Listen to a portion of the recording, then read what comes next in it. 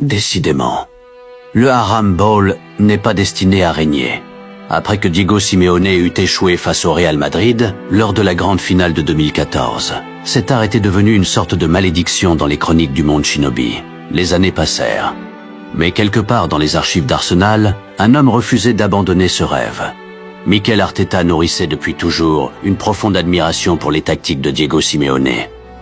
Cette philosophie connue sous le nom de Haram Bowl, qui était considérée comme un kinjutsu tactique, une technique interdite qui exigeait discipline, souffrance et sacrifice absolu. À la veille de l'affrontement, il confia une mission particulière à l'un de ses guerriers, celle de régner en maître sur la première ligne du champ de bataille. Durant 90 minutes, Havertz accomplit sa mission avec une détermination exemplaire. Il harcela les défenses ennemies, mena les assauts et finit même par inscrire un but. À cet instant précis, quelque chose changea. Pour la première fois depuis des années, l'espoir semblait réel. La malédiction paraissait vaciller.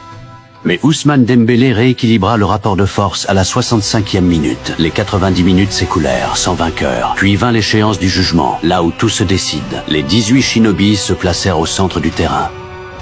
Et lorsque l'heure décisive arriva, deux ninjas décida de trahir Arteta pour ses méthodes inhumaines et furent déclarés fugitifs. Luis Enrique fut déclaré champion et son nom fut gravé parmi les stratèges ancestrales de l'histoire.